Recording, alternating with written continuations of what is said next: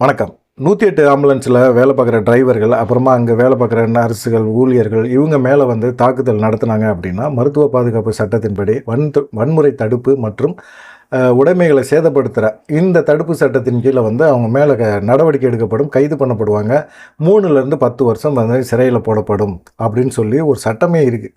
இந்த சட்டத்தை மீறி எடப்பாடி பழனிசாமி என்ன செஞ்சார், வேலூர் அணைக்கட்டு பகுதியில் வந்து அவர் பிரச்சாரம் பண்ணும்போது அவர் வந்து ஆம்புலன்ஸ் ஒன்று குறுக்க போகுது. ஆம்புலன்ஸ் போனால் எல்லாருமே என்ன செய்வாங்க, வேணும்னு விட்றாங்க அப்படின்னு சொல்லி திமுக மேலே ஒரு குற்றச்சாட்டை சொல்லிட்டு ஆம்புலன்ஸுக்கு வழியை விட்டுடலாம்.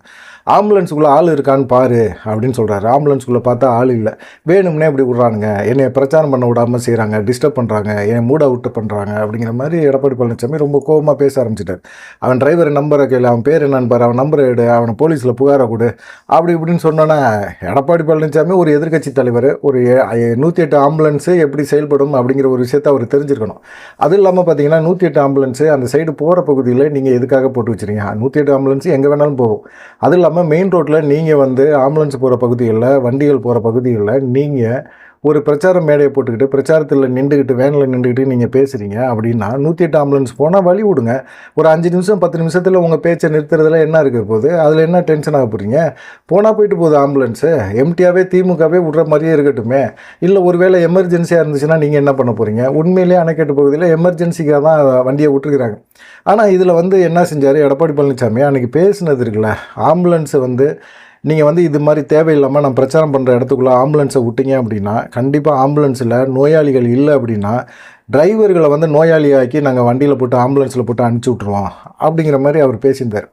இது வந்து வன்மையாக எல்லாருமே கண்டிச்சாங்க. ஆம்புலன்ஸ் டிரைவர்கள் எல்லாமே சங்கத்தின் மூலமாக மன்னிப்பு கேளுங்க, எடப்பாடி பழனிசாமி மன்னிப்பு கேட்கணும், அவர் ஒரு எதிர்க்கட்சி தலைவர் மாதிரியே பேசலை, ஆம்புலன்ஸ் எதுக்காக பயன்படுத்த போகிறோம், நாங்கள் சும்மா ஓட்டிகிட்டு போகிறதுக்காக நாங்கள் பயன்படுத்துகிறோம் அப்படிங்கிற மாதிரி ஒரு இதை பேசியிருந்தார். சரி, இந்த மாதிரி சூழ்நிலைகள் ஓடி இருக்கும்போது துறையூர் பகுதியில் எடப்பாடி பழனிசாமி வரவே இல்லை, பிரச்சாரம் பண்ணவே இல்லை.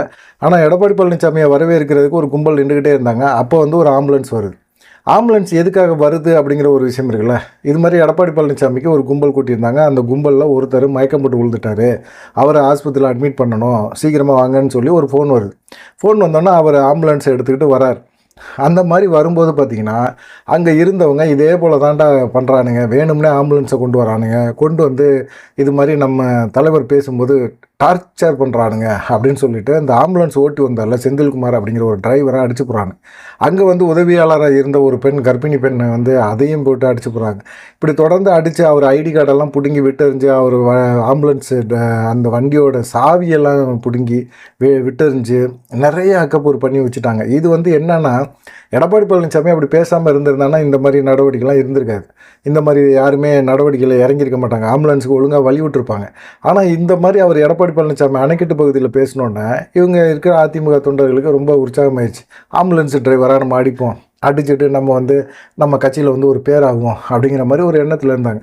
அப்படி நினச்சவங்க தான் இன்றைக்கி என்ன செஞ்சுட்டாங்க, ஒரு 14 பேரை அந்த வீடியோவை பார்த்து 14 பேரை தூக்கி அவங்க மேலே வழக்கு பதிவு பண்ணியிருக்காங்க. கண்டிப்பாக 3 வருஷத்துலேருந்து 10 வருஷம் வரைக்கும் இந்த இதை போட்டு சிறை தண்டனை கொடுத்துருவாங்க அப்படின்னு உறுதியாக தெரியுது. இப்போ யார் வந்து நிற்க போகிறா?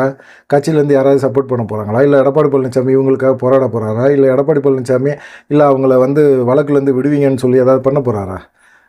அதிமுகவோட நகரமன்ற உறுப்பினர், வடக்கு ஒன்றிய செயலாளர் அப்படின்னு சொல்லிட்டு அதிமுக நகர செயலர் முதற்கொண்டு எல்லாத்தையும் ஒரு 14 பேர் மேலே வழக்கு பதிவு பண்ணியிருக்காங்க. இப்போ அவங்கெல்லாம் என்ன செய்வாங்க, 3லேருந்து 10 வருஷம் சிறையில் இருந்துட்டு தான் வெளியே வரணும் அப்படிங்கிற ஒரு சூழ்நிலை உருவாகி போச்சு. இந்த தண்டனை கொண்டு வாங்க அப்படின்னு பொதுமக்களே சொல்கிறாங்க.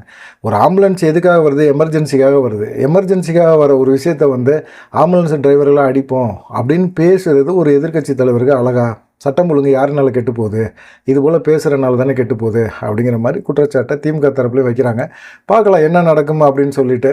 இன்றைக்கி வந்து ஒரு 2 விஷயங்கள்ல மிக முக்கியமான விஷயம் வந்து, எடப்பாடி பழனிசாமி பொதுச்செயலாளராக இல்லையா அப்படின்னு சொல்லி உயர்நீதிமன்றத்தில் ஒரு வழக்கு ஓடிக்கிட்டே இருந்தது. அது இன்றைக்கி விசாரணை வந்தது. ஏற்கனவே சூரியமூர்த்தி வழக்கு தான். அதில் வந்து இவங்க கேவிட்டு போட்டிருக்கிறத மறைச்சி இவங்க வந்து அதுக்கு ஒரு தடை வாங்கினாங்க. உரிமையில் நீதிமன்றத்தில் கொடுத்த தீர்ப்புக்கு தடை வாங்கினாங்க.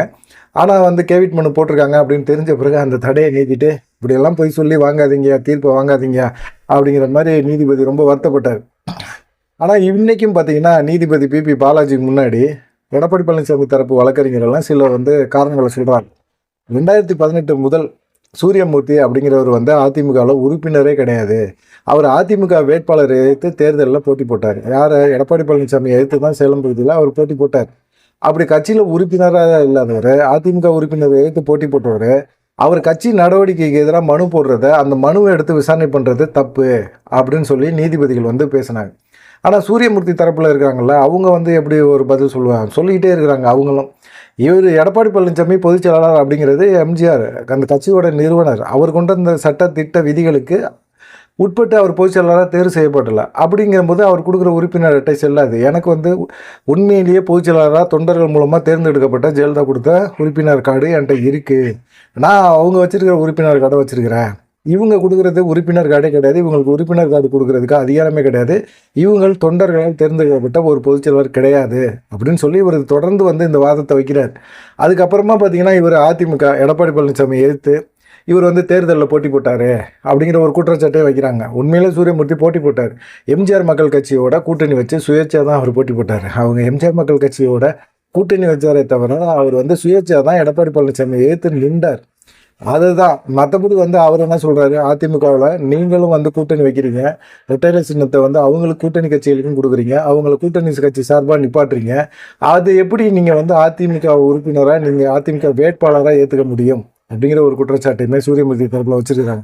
அதே போல் தான் நான் வந்து எம்ஜிஆர் மக்கள் கட்சியோட கூட்டணி வச்சு சுயேட்சையாக நின்றேன் அப்படிங்கிறதையும் சொல்லியிருக்கிறாரு. இது வந்து ஏற்கனவே பல முறை வந்து நீதிமன்றங்களில் இந்த வழக்கு வந்து நடந்திருக்கு. எல்லாருமே சொன்ன ஒரு விஷயம் வந்து சூரியமூர்த்திக்கு வந்து சாதகமாக தான் தீர்ப்பு வந்துகிட்டே இருக்குது. ஏன்னு கேட்டிங்கன்னா, தொண்டர்கள் மூலமாக தேர்ந்தெடுக்கப்பட வேண்டிய ஒரு விஷயத்தை நீங்கள் வந்து பொதுக்குழு மூலமாக தேர்ந்தெடுக்கப்பட்டது தப்பு. அப்படி தப்புங்கும்போது பார்த்தீங்கன்னா நீங்கள் பொதுச் செயலாளரே கிடையாது. அப்படிப்பட்ட ஒரு பொதுச்செயலாளர் கிடையாத நீங்கள் உறுப்பினர் கார்டு கொடுத்துருக்கீங்க அப்படின்னா அந்த உறுப்பினர் கார்டும் செல்லாது.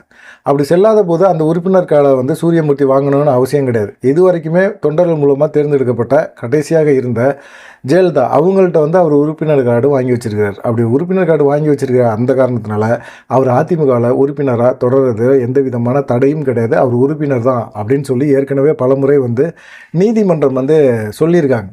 ஆனால் இதுக்கு இடையில எடப்பாடி பழனிசாமிக்கு குடைச்சல் கொடுக்குறது சூரியமூர்த்தி வழக்கு மட்டும்தான். இப்போ இந்த வழக்கில் வந்து ரொம்ப ஸ்ட்ராங்காக வந்து சூரியமூர்த்தியோட இது வந்து வாதங்கள் எல்லாமே இருக்கிறனால எடப்பாடி பழனிசாமி மேல்முறையீட்டு மனு என்ன பண்ணுறது அப்படின்னு தெரியல நீதிபதிகளுக்கே.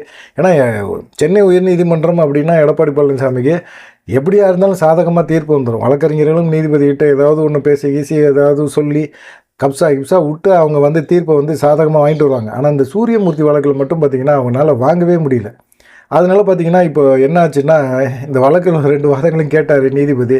என்னடா இது தொடர்ந்து இதே பஞ்சாயத்து தான், சூரியமூர்த்திக்கும் அதிமுகவுக்கும் சம்மந்தம் இல்லை அப்படின்னே சொல்லிக்கிட்டே இருக்கிறாங்க. ஆனால் அவர் வைக்கிற வாதங்கள் சரியாக தானே இருக்குது. அது யார் வச்சா என்ன, அவர் வந்து பொதுச் செயலாளர்கிட்ட வந்து கார்டு வாங்கியிருக்காரு. கடைசியாக இருந்த பொதுச் செயலாளர்கிட்ட கார்டு வாங்கியிருக்கிறாரு. எடப்பாடி பழனிசாமி பொதுச் செயலாளர் இல்லைன்னு சூரியமூர்த்தி சொல்கிறாரு. பொதுச் செயலாளர் நான் தான் அப்படின்னு நிரூபிக்க வேண்டியது எடப்பாடி பழனிசாமி. ஆனால் நிரூபிக்கணும்ல, தொண்டர்கள் மூலமாக அவர் தேர்ந்தெடுக்கப்படல. சட்டத்திட்ட விதிகளை நீங்கள் எப்படி மாற்றுனீங்க? எல்லா விதிகளையும் மாற்றலாம், ஆனால் இந்த ஒரு விதியை மட்டும் மாற்ற முடியாது அப்படின்னு சொல்லி சூரியமூர்த்தி தரப்பில் வாதங்களை வச்சுருக்காங்க. அந்த வாதங்களை நீதிமன்றங்கள் ஏற்றுச்சு, நீதிபதிகள் ஏற்றுக்கிட்டாங்க. இந்த வழக்கோட விசாரணையை வந்து தேதி குறிப்பிடாமல் தள்ளி வச்சுருக்கிறாரு நீதிபதி. என்னடா அது ஒரே குழப்பமாக இருக்குதே அப்படிங்கிற மாதிரி தள்ளி வச்சுருக்காங்க. இப்போ என்னென்னா, எடப்பாடி பழனிசாமியை சப்போர்ட் பண்ணுறோம், எடப்பாடி பழனிசாமிகிட்ட நல்ல பேர் வாங்கணும்னு சொல்லி ஆம்புலன்ஸ் டிரைவர் செந்தில்குமார், துறையூர் பகுதி செந்தில்குமாரை வந்து அடித்தது 14 பேர் மேலே வழக்கு பதிவு பண்ணியிருக்காங்க. குறைஞ்சது 3லேருந்து ஒரு 10 வருஷம் சிறை தண்டனை கிடைக்கிறதுக்கு வாய்ப்பு இருக்குது. கிடைக்கணும். கிடைச்சாதான் வந்து எதிர்காலத்தில் இது போல் ஆம்புலன்ஸு அப்படின்னா கொஞ்சம் வழி விடணும். சாதாரண ஒரு ஆட்கள் கூட, கொஞ்சம் படிப்பறிவு இல்லாதவங்க கூட ஆம்புலன்ஸ் சத்தம் கேட்டால் கூட நின்று கையெடுத்து ஆம்புலன்ஸில் போகிறவங்க நல்லாகணும், நல்லபடியாக வந்து பொழைக்கணும் அப்படிங்கிற மாதிரி வேண்டுவாங்க. ஆனால் இந்த சைடு ஆம்புலன்ஸு போனாலே அடிக்கிறானுங்க, ஆம்புலன்ஸை போட்டு உதன்னு உதைக்கிறாங்க, ஆம்புலன்ஸை பிச்சு நுக்குற சிதைக்கிறாங்க அப்படிங்கிற மாதிரி ஒரு சூழ்நிலை எடப்பாடி பழனிசாமி பேசினதுக்கப்புறம் ஏற்பட்டு போச்சு.